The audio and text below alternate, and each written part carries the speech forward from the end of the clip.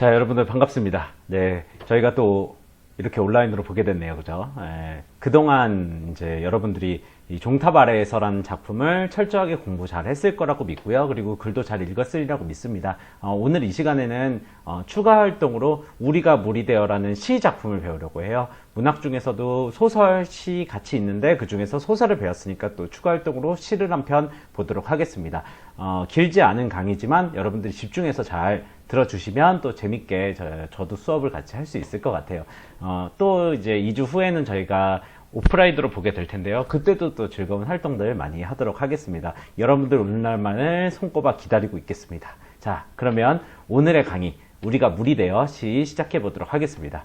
자, 물론 시에서는 화자랑 시인은 다른 사람이라고들 얘기를 많이 해요. 서로 같은 사람으로 보면은 헷갈리는 부분들이 있다고 얘기를 많이 합니다. 그러나 시인에 대한 배경 지식을 알아야 이 시를 볼 수 있으니까 먼저 시인에 대한 배경 지식을 보도록 하겠습니다. 자, 자료는 제가 거기 홈페이지가 아니고요.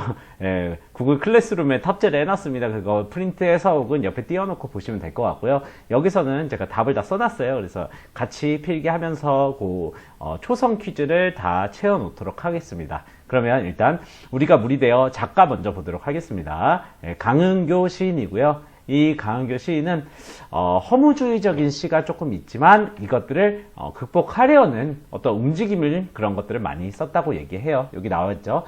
일상적 삶에 대한 관심과 함께 긍정적인 관점, 여기가 중요하겠습니다. 긍정적인 관점으로 삶을 바라보게 됩니다.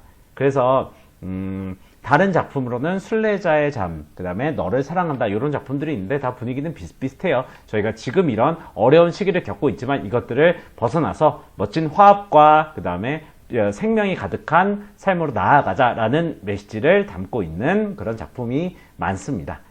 이 작품, 우리가 물이 되어도 마찬가지로요. 물을 소재로 삶의 바람직한 자세를 잘 표현했다고 볼 수가 있겠습니다. 그럼 우리는 이제 생각을 하는 거죠. 물이 긍정적인 대상이구나 라고 생각해주면 될 것 같습니다. 자, 그러면 이제 시로 들어가세요. 바로 밑에 있죠, 여러분. 1년, 우리가 물이 되어 1년부터 함께 보도록 하겠습니다. 자, 그럼 먼저 읽고 그 다음에 풀이를 해볼게요. 우리가 물이 되어 만난다면 감은 어느 집에서들 좋아하지 않으랴. 우리가 키 큰 나무와 함께 서서 우르르 우르르 비 오는 소리로 흐른다면. 자, 요게 1년이에요. 무슨 말을 하려고 할까요? 자, 한번 봅시다. 우리가 물이 되어 만난다면, 뭐뭐 한다면 좋겠네 라는 얘 메시지를 담고 있어요. 이걸 뭐라 그러냐면 만난다면 가정법이라고 하죠. 그죠? 감은 어느 집에서든 이 메말라 있어요. 메마르다. 그죠? 이런 가뭄이 있다는 건 메마르고 사회의 비정한 모습들, 부정적인 모습들 다 됩니다. 그래서 이런 모습들을 그대로 보여주고 있어요. 그런데 이거 물이 내리면 정말 좋겠죠. 그죠? 좋아하지 않으랴 서리법을 하용하여 소망을 표현하고 있습니다. 그죠? 물은 먼저 어떤 존재일까? 메마르고 삭막한 세상에 생명력을 줄 수 있는 그 존재가 되겠어요. 그래서 빨리 물이 와서 이 세계가 치유받았으면 좋겠다, 이런 얘기들 하고 있습니다. 현대사회는 지금 굉장히 각박하고 힘들어요. 여러분들 다 아실 거예요. 정말 현대인들은 힘든 삶을 살고 있어요. 과거에는 정신적이 아닌 어떤 육체적으로 힘듦이 가득했다면 현대에는 정신적으로 힘든 것들이 정말 많아요. 학생들은 공부 학업으로 스트레스 받고, 그리고 직장인들은 어떤 업무적인 스트레스로 너무 고생을 많이 해요. 이런 것들에 대해서 메마르다. 그렇지만 언젠가는 이런 생명이 올 것이다, 물이 올 것이다 라는 화자의 확신을 좀 담고 있는 장면입니다. 그래서 우리가 키 큰 나무와 함께 서서, 키가 큰 나무는 생명력이죠. 그렇죠.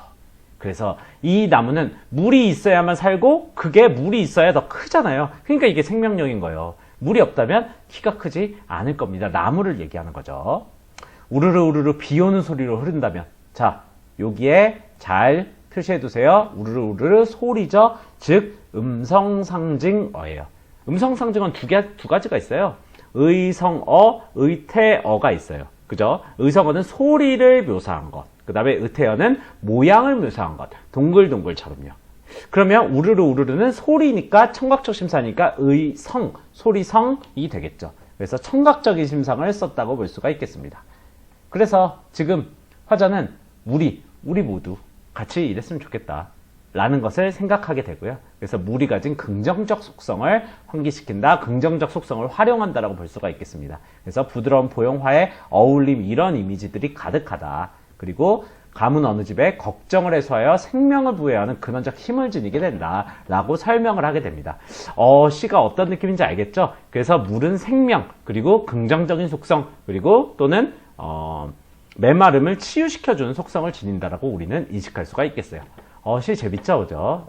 계속 봅시다.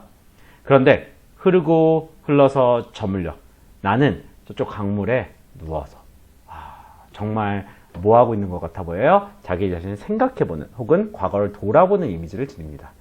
죽은 나무뿌리 끝났죠? 메마른 이랑 같은 느낌, 즉 척박하고 메마른 현대사회의 모습을 보여줘요.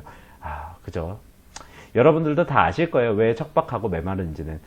개인주의가 강해지다 보니까 우리가 뭔가 서로 소통할 기회가 많지 않아져요. 그죠? 아무튼 계속 봅시다. 아직 처녀인 부끄러운 바다에 닿는다면. 동그라미 쳐놓으시고요. 이걸 영탄법이라고 합니다. 영탄은 감정을 표현하는 것이죠. 자, 계속 가겠습니다. 부끄러운 바다에 닿는다면. 자, 바다에 닿았으면 좋겠다. 여기서 바다는 어떤 거예요? 내 이상향, 즉 내가 원하는 대상. 바다는 뭐가 가득하죠? 물이 가득하죠. 즉 생명력이 가득한 곳으로 가고 싶다. 이렇게 해석이 가능한 거예요. 재밌죠, 그죠? 이게 바로 시구나. 이런 시들은 이제 더 발전해 나아가서 뭘로 가냐면, 그쵸, 노래로 발전하게 됩니다. 제가 제 수업 들어오는 친구들은 아실 거예요. 이제 현대에는 이런 느낌들을 노래로 표현. 자, 그 다음에 그래서 이어는 이제 물은 흘러서 강이 되고 바다에 다다른다. 그래서 바다에 닿기에 강물은 성찰의 시간을 갖게 되는 거죠. 그죠? 본인을 생각하는 거예요. 그리고 죽은 나무 뿌리를 어루만져 주게 된다라고 볼 수가 있겠습니다. 자, 그러면 이제 3년으로 넘어갑시다. 여러분 영과 행의 구분은 잘 아시죠? 연은 한 덩이, 그죠? 띄어쓰기 안 된 요 한 덩이를 얘기하고요. 행은 한 줄을 얘기해요. 그래서 다음 단락으로 넘어가 보겠습니다. 그러나 지금 우리는 뭘로 만나려 한대요? 불로 만나야 된다. 물이랑 불은 완전 다른 속성이에요. 그래요, 맞아요. 그러다 보니까 지금 이 상황은 불로 만날 수밖에 없는 거예요. 생명력이, 그렇죠, 없는 상황이 되는 거죠. 어쩔 수 없어요. 이 단계를 극복해 나가야 좀 더 발전된 방향으로 발전을 할 수 있는 거죠. 그죠? 불은 재앙이나 소멸이나 하강, 전부 다 하락하는 이미지, 나쁜 이미지가 되겠죠. 그죠? 숯이 돼버렸어요. 뼈가. 사람이 탔구나. 그죠? 이미 불의 손길을 거쳤어요. 세상에 불타는 것들, 자, 여기가 핵심이에요. 그런데 이 뼈는 쓰다듬고 있어요. 왜 쓰다듬고 있지? 그렇죠. 어떤 거냐면 불타고 있는 것에 대한 연민을 가지고 있는 거예요.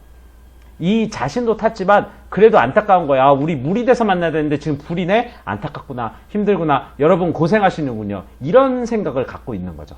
그죠? 3년에선 그게 나옵니다. 즉 물로 만나는 시척화자의 소망은 지금 안 이루어져요. 지금 이 평화와 생명이 없는 시대에 우리는 살고 있어요. 하지만 언젠가는 물로 만나야 되고 이들을 불쌍하게 여기는 거예요. 즉 포용하며 유연한 흐름을 가지는 데 비하여 가혹한 불의 강렬한 이미지는 숯이 된 뼈와 같은 앙상한 잔해를 남기기 마련입니다. 그리고 이것을 불쌍하게 여깁니다. 그게 3년에서 나와 있습니다. 자, 그럼 사연 볼까요? 그래서 만리 밖에서 기다리는 우리 그대여, 당신이요. 지금 나와 그대의 거리감이 느껴지죠. 거리죠. 그죠? 지금 너무 멀어요. 당신은 저기 있고 나는 이쪽에 있어요. 너무 멀어요. 그죠? 그만큼 떨어져 있다. 자, 강조하기 위한 만리에서 기다리는 그대요. 그죠? 좀 과장을 했죠. 아무튼 저 불 지난 뒤에, 이제 불이 지나온 뒤에 우리는 물로 만났으면 좋겠다고 얘기해요. 그렇죠. 나왔네요. 물로 만나. 자, 근데 자는 나도 같이 해요, 안 해요? 그렇죠. 나도 같이 하는 게 포인트입니다. 그러면 이거를 뭐라고 해야 될까요? 여기 써 있죠. 청유형. 그래서 이 청유와 명령은 한 끗 차이인데 의미가 완전 달라져요. 예를 들어서 제가 이렇게 해요. 얘들아, 이제 청소하자. 했어요. 그럼 선생님도 청소를 해야 돼요. 그렇죠. 그거예요. 그 차이예요. 얘들아, 청소해. 하고 선생님이 나가요. 이건 잘못 없습니다. 왜요? 명령을 했기 때문이죠. 그 차이가 되는 거예요. 그 조금의 의미 아시겠어요? 그래서 하자는 같이, 즉 화자와 청자가 같이 하는 행위를 청유형이라고 얘기하게 됩니다. 잘 아셨죠? 아무튼 자, 흐르는 물, 이건 조화로운 합일 혹 생명력, 이렇게 되겠죠. 현대인들아, 생명력을 가져라, 우리 함께 가자 라고 얘기하는 거죠. 푸시시 푸시시 불 꺼지는 소리로 말하면서, 또 그죠? 의성어 썼죠. 푸시시 푸시시 소리잖아요. 소리, 청각, 그죠? 그러면 여기서 불 꺼지는 소리라는 건 뭐예요? 그렇죠. 대립과 갈등이 사그라드는 소리라고 우리는 얘기를 해볼 수가 있겠습니다. 자, 계속 갑시다. 그리고 네가 올 때는 인적 붙인 넓고 깨끗한 하늘로 얼른 와라. 그렇구나. 그죠? 이제 우리 하늘로 가자. 근데 하늘은 무슨 색깔이에요? 하늘색. 혹은 좋아요. 옅은 파란색. 자, 파란색은 어떤 이미지랑 겹쳐요? 물이랑 겹칩니다. 화자는 요거를, 시인은 요거를 의도를 한 겁니다. 그래서 명령형 종결음이 뭐뭐 해라, 너 와라, 너가 오는 걸 바라고 있어 라고 얘기하면서 명령형을 쓰죠. 그래서 하늘은 화자가 지향하는 이상적 세계가 되겠습니다.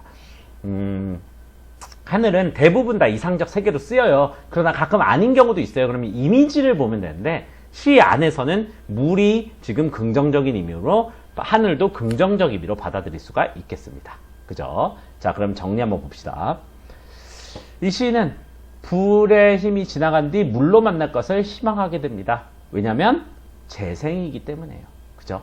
그리고 이런 넓고 깨끗한 세상을 위하여 하나의 어떤 통과, 의례 혹은 제의와 같은 것임을 알 수 있습니다. 불은 부정적인 거예요. 그러나 불이 있어야만 이 하늘로 우리가 갈 수가 있는 거죠. 요거는 단계라고 보시면 되겠습니다. 그래서 생명력을 잃은 사회에서 생명력을 추구한 사회로 나아가려면 불과 같은 과정이 필요하다고는 시인은 얘기하고 있어요. 그러나 불을 긍정적으로 보기에는 조금 어렵겠죠. 그죠? 그렇게 인식하시면 되겠습니다. 자, 그럼 내용 정리 한번 봅시다. 상징 불물이고요. 그죠? 비유도 뭐 비슷하고요. 그리고 의지가 드러나죠. 명령형과 청유형을 통해서라고 볼 수가 있겠습니다. 물과 불이 나오고요. 그죠? 그리고 완전한 합일, 그리고 생명력 넘치는 삶을 추구하는 화자의 자세가 드러나고요. 이거는 시인의 궁극적인 목표도 되겠습니다. 자, 그 다음 특징. 화자가 지향한 세계를 형상하여 제시하고 있고요. 그 다음에 물, 불, 대립하고 있습니다. 너무 쉽네요. 그리고 물과 불의 원형적 이미지. 자, 원형적 이미지가 뭘까요? 그렇죠. 원래 그 물질이 상징하고 있는 의미들이 될 거예요. 이 원형적 상징이라는 건 그런 거예요. 그래서 생명력 넘치는 조화로운 세계에 대한 자, 말 나온 김에 아예 상징에 대해서 조금만 더 하고 갈게요. 여기에 지금 원형적 이미지가 나왔거든요. 그죠? 원형적이라는 건 어떤 그 세상 공통의 이미지라고 보시면 좀 더 편할 것 같아요. 그래서 모든 사람들이 공감할 수 있는, 물이라면 누구나 생명을 상징하잖아요. 왜요? 그렇죠. 물을 마셨을 때 이것이 몸의 에너지원으로 하나에 쓰이잖아요. 그러다 보니까 이 물은 어떤 생명을 상징한다는 걸 세계 공통인들이 다 알고 있어요. 불은요? 그렇죠. 불을 태우면 다 없어지잖아요. 그러다 보니까 이거는 파괴와 어떤 재앙의 이미지가 강해요. 그러다 보니까 이걸 원형적 상징으로 씁니다. 관습적 상징이 또 있거든요. 요거는 이제 국가별로 혹은 종교별로 그 문화를 공감을 했을 때, 공유를 했을 때 아는 상징들이 되겠어요. 어떤 게 있냐면 뭐 십자가 같은 게 있겠죠. 그죠? 십자가를 보면 누구나 다 저거 어떤 기독교적인 상징이구나라고 생각을 해요? 아닐 수도 있어요. 이건 안 배웠으면 몰라요. 혹은 경험해보지 않았으면 모른단 말이에요. 이런 것들이 어떤 사회나 혹은 문화적 상징, 즉 관습적 상징이 돼요. 마지막으로 개인적 상징이 또 있거든요. 요거는 쓰지는 않을 거예요. 직접적으로 이 시랑 관련은 없으니까요. 개인적 상징이 있는데 이 개인적 상징은 개인이 느끼는 상징이고 요거는 공유가 잘 되지 않아요. 예를 들어서 선생님이 오이를 되게 싫어하거든요. 저는 오이를 싫어하는 모임에 이제 저기 가입도 돼 있는데요. 네이버 카페입니다. 선생님은 오이만 보면 싫어요. 그럼 누가 저보고 그래요? 네 얼굴 오이 같아. 그러면 기분이 굉장히 나쁩니다. 왜냐면 제가 가장 싫어하는 대상이거든요.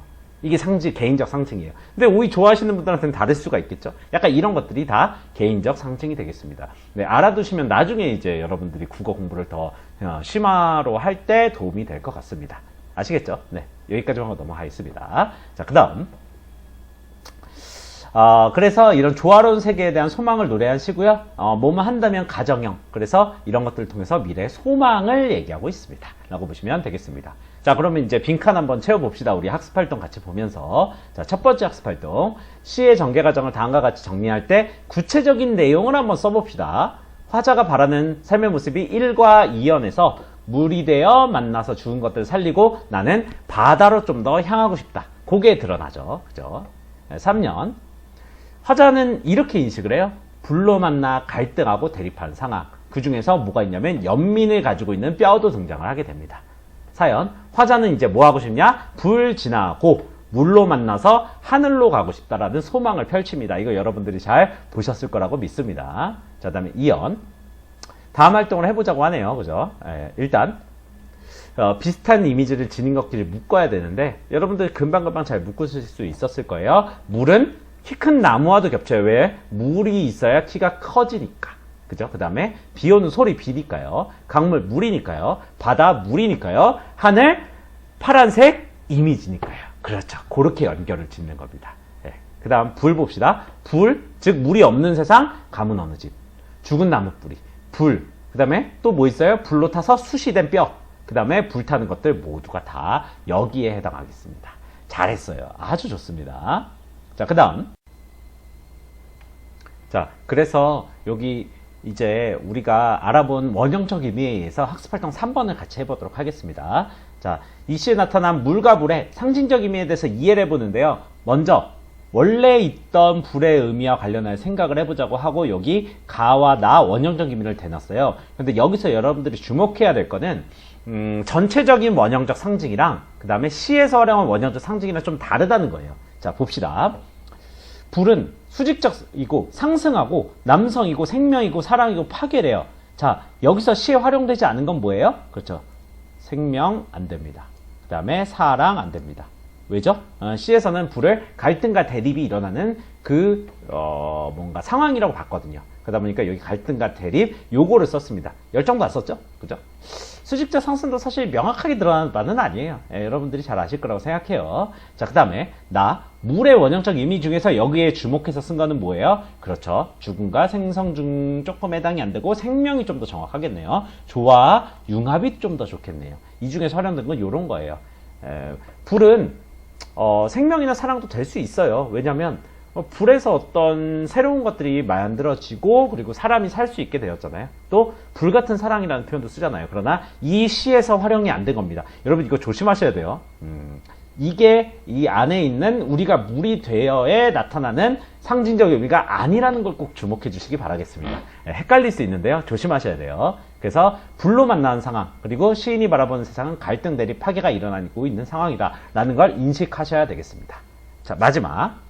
시인이 궁극적으로 지향하고자 하는 삶의 자세가 현대사회에서 어떤 가치를 지니는지 물과 관련하여 생각해 봅시다. 시인은 당연히 물의 자세를 원하고 물은 아래로 흐르게 된다. 그죠? 그리고 생명을 만들어낸다. 그래서 부드러워지고 이런 생명력이 좀 더 뭔가 다른 것들을 만들어줘서요. 그래서 수직적 상승만을 꿈꾸는 모습과 대비시킵니다. 라고 알면 되겠습니다. 그래서 물로 만나자는 시인의 주제의식은 우리 사회를 성찰하는 모습들을 그려내고 있다. 라고 분석할 수가 있겠어요. 자, 여러분들 지금 이 우리가 물이 되어라는 시를 우리가 판단을 한번 해봤는데요. 공부를 해봤는데요. 이 시를 통해서 우리가 알 수 있던 건 뭐죠? 그렇죠. 이웃 그리고 주변 사람들한테 우리는 좋은 영향력, 선한 영향력을 잘 끼치고 그리고 같이 함께 살아가려는 자세를 가지고 있어야 된다. 이런 것들이에요. 우리 사회에는 지금 이런 화합과 자, 그래서 오늘은 이런 어떤 그 화합과 그 다음에 갈등이 없는 세상에 대한 열망을 꿈꾸고 있는 시를 함께 보았어요. 네. 다음 시간은 또 이제 소설로 같이 맞이하게 되겠습니다. 빨리 이 코로나 사태가 잘 끝나서 여러분들을 계속 현장에서 많이 봤으면 좋겠습니다. 저는 항상 수업할 때마다 너무너무 즐겁거든요. 네, 여러분들 오늘도 고생 많았고요. 이제 월요일 수업이니까 또 수요일 날 같이 함께 재밌는 수업 해보도록 하겠습니다. 자, 여러분 고생 많았습니다. 안녕히 가세요.